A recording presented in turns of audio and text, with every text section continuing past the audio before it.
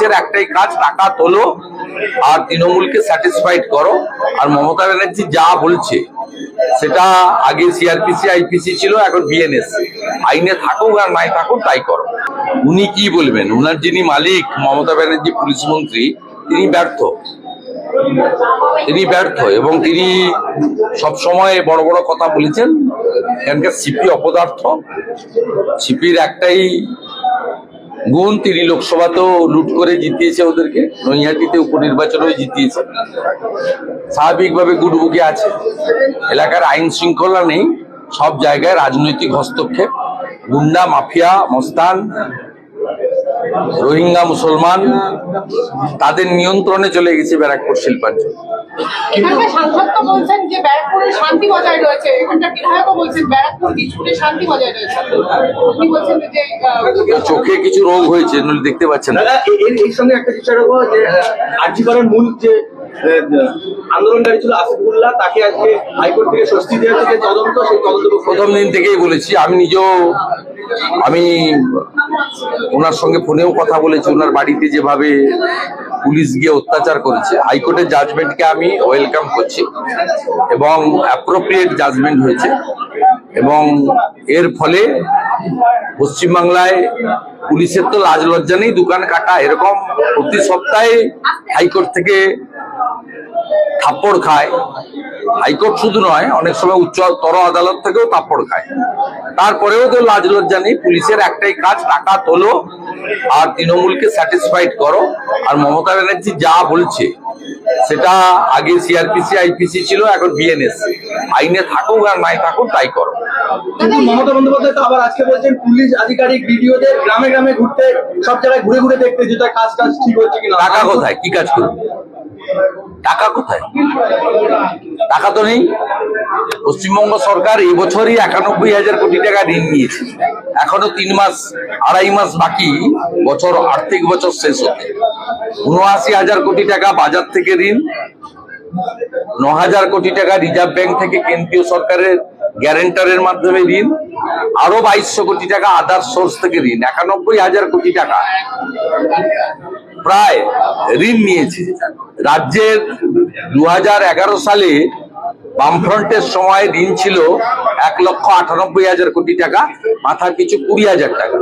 মমতা ব্যানার্জি 6 লক্ষ কোটি টাকা ঋণ করে দিয়েছেন। মাথা পিছু ঋণের পরিমাণ পশ্চিমবঙ্গের সব অধিবাসীদের 59,000 টাকা। 20,000 টাকা তিনি 3 গুণ বাড়িয়ে 59,000 টাকা করে দিয়েছেন মাথা পিছু ঋণ। তাই বিডিও ঘুরুন আর ডিএম ঘুরুন, তারা কিছু করতে পারবেন না। ভাতা দেওয়া ছাড়া, কিছু লোককে ভোট নেওয়া ছাড়া আর তোষণ। তিনি কোন সাহসে বলেন যে মালদা মুর্শিদাবাদে সংখ্যাগরিষ্ঠ মানে মুসলিমরা সংখ্যাগরিষ্ঠ, সেখানে সংখ্যালঘু মানে হিন্দুদের দেখভাল করার দায়িত্ব মুসলমানদের হাতে দিয়ে এসছেন তিনি? কোন মুখ্যমন্ত্রী? মুসলমানদের হাতে হিন্দুদের দেখভালের দায়িত্ব নিতে হবে কেন? কি করে বলেন যে এখানে মেজরিটি যারা আছেন তারা মাইনরিটিদেরকে দেখে নেবেন, রক্ষা করবেন? কি ভাষাটা কি? রক্ষা করা মানে কি? বাংলাদেশে কি হয়েছে? রতন মজুমদারের সঙ্গে কি বলেছে? রতন মজুমদারকে বলা হয়েছে তুমি ধর্ম ছাড়ো নয় কর্ম ছাড়ো। তিনি অভাবী সংসার, তার স্বামী স্ত্রী পুত্র পরিবার আছে, তিনি কর্ম রেখে দিয়েছেন, ধর্ম বদল করেছেন। তার নাম হয়েছে শেখ শফিউল্লাহ। মালদা মুর্শিদাবাদের লোককে কি তিনি ধর্ম পরিবর্তন করার জন্য বলছেন? আপনি আর্থিক সংকটের কথা বলছেন, কিন্তু ফেব্রুয়ারির মধ্যে শিলান্যাস হবে এবং 28-এর মধ্যে হচ্ছে মাস্টার প্ল্যান হবে, ঘাটাল মাস্টার প্ল্যান কবে হবে? 2028-এর মধ্যে কমপ্লিট হবে। তার আগে কি ভোট? তার আগে কি ভোট আছে? 26-এর বিধানসভার ভোট আছে না? কিন্তু আপনি ব্যারাকপুরে রয়েছেন, ব্যারাকপুরের একাধিক বিজেপি নেতা আস্তে আস্তে তো তৃণমূলে যোগ করছে, এইটাকে কিভাবে দেখছেন?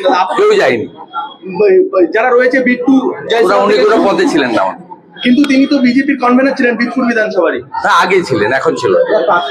উনি তো আমাদের মেম্বারশিপই করেন। প্রাক্তন সাংসদ জন ভার্লা বলছেন ওনাকে ছুরি মারা হয়েছে পিছন থেকে, তাই যোগ করবেন। উনি কোন দলে আছেন? বিজেপিতে ছিলেন। বিজেপির যে মেম্বারশিপ চলছে পশ্চিমবঙ্গে 27 অক্টোবর থেকে 25 তারিখ ক্লোজ হয়ে যাবে। Primary membership, active membership. উনি পার্টির মেম্বারশিপ নিয়েছেন? আপনাদের মিডিয়ার প্লান্টেড। উনি কি করবেন উনার বক্তব্য। কিছু লোক আছে যারা মন্ত্রী হওয়ার যোগ্যতা ছিল না, মন্ত্রী হয়েছে, তারা মন্ত্রী পদের ক্ষমতায় থাকতে চায়। বাবুল সুপ্রিয় অনেক বড় বড় কথা গান বেঁধেছিলেন, কালীঘাটের চালা সব চোরেদের পাঠশালা। সেই বাবুল সুপ্রিয় দুটো টার্ম মন্ত্রী হওয়ার পরে যখন ড্রপ হয়েছেন, তিনিও দল পরিবর্তন করেছেন, তাকে মন্ত্রী থাকতেই হবে। আর উনিও মন্ত্রী ছিলেন, টিকিট পাননি, হারানোর চেষ্টা করেছেন মনোজ টিকদাকে, হারাতে পারেননি। তিনি এখন ক্ষমতায় থাকতে চান। ক্ষমতায় থাকতে গেলে যাদের সঙ্গে গেলে নীতি নৈতিকতা বিসর্জন দিয়ে ক্ষমতা পাওয়া যায়, ওখানে গেছেন। উনি তো বিজেপির কেউ নয়, একজন সাধারণ মানুষ, প্রাক্তন মন্ত্রী। বিজেপির মেম্বারশিপের আইডি নম্বর যদি জন বাল্লার দেখাতে পারেন, তাহলে আপনাদের এই সংবাদপত্র যে চাষটা করছে দুদিন ধরে, এর উত্তর আমি দিয়ে দেব। জন বাল্লা ভারতীয় জনতা পার্টির মেম্বারশিপ নেননি, বা ভারতীয় জনতা পার্টিও তাকে মেম্বার করার জন্য অ্যাপ্রোচ করেনি। অতএব জন বাল্লার বিজেপি থেকে তৃণমূলে যাওয়ার কোনো গল্প এখানে নেই। তিনি প্রাক্তন মন্ত্রী, ঠিক আছে, তিনি তার ব্যক্তিগত সিদ্ধান্ত নিতে পারেন। আমিও যেমন সব ছেড়ে 19 ডিসেম্বর 2020 সব ছেড়ে, যা যা ছিল সব ছেড়ে সাধারণ নাগরিক হিসেবে বিজেপিতে যোগ দিয়েছি। তিনিও দল পরিবর্তন করতে পারেন, কিন্তু এসব কথা সাজে না, এসব কথা সাজে না। দাদা একের পর এক উনি টিকিট পাননি কেন উনি ভালো করে জানেন, আমি এসব কথা বলতে চাই না। আমি ওখানে গিয়ে বলবো।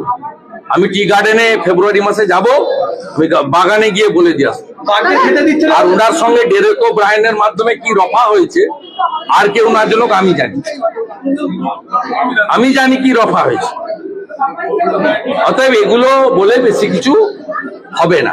বাঘকে খেতে দিচ্ছে না বলে ভিন রাজ্য থেকে বাঘরা নাকি এই রাজ্যে ঢুকছে, মুখ্যমন্ত্রী আলিপুরদুয়ার থেকে বলছে। মুখ্যমন্ত্রী সব কথা কেউ ধরে না, কাউন্টও করে না, হাসাহাসি হয়। পোগো চ্যানেল দেখলে যেমন হাসাহাসি হয়, মুখ্যমন্ত্রীর কথা শুনলেও হাসাহাসি হয়। মুখ্যমন্ত্রী এর আগে ডেঙ্গুর সময় এই গাইঘাটাতে এসে একটা সভাতে বলেছিলেন, বাংলাদেশ থেকে সব ডেঙ্গুর মশা ঢুকছে বলেছিলেন। জল যখনই বন্যা হয় বলে ঝাড়খণ্ডের জল, আমার জল নয়। মশা আসছে বাংলাদেশ থেকে, জল আসছে ঝাড়খণ্ড থেকে, বাঘ আসছে উড়িষ্যা থেকে। দাদা একের পর দাদা, এক আমার একটা বাড়ি দেশের একটাই কাজ, টাকা তোলো আর তৃণমূলকে স্যাটিসফাইড করো। আর মমতা ব্যানার্জি যা বলছে সেটা আগে সিআরপিসি আইপিসি ছিল, এখন বিএনএস। আইনে থাকুক আর নাই থাকুক তাই করো। উনি কি বলবেন? উনার যিনি মালিক মমতা ব্যানার্জি পুলিশ মন্ত্রী, তিনি ব্যর্থ। তিনি ব্যর্থ এবং তিনি সব সময় বড় বড় কথা বলেছেন। এখানকার সিপি অপদার্থ। সিপির একটাই গুণ, তিনি লোকসভাতেও লুট করে জিতিয়েছে ওদেরকে, নৈহাটিতে উপনির্বাচনেও জিতিয়েছে। স্বাভাবিকভাবে গুডবুকে আছে। এলাকার আইন শৃঙ্খলা নেই, সব জায়গায় রাজনৈতিক হস্তক্ষেপ, গুন্ডা মাফিয়া মস্তান, রোহিঙ্গা মুসলমান, তাদের নিয়ন্ত্রণে চলে গেছে ব্যারাকপুর শিল্পাঞ্চল।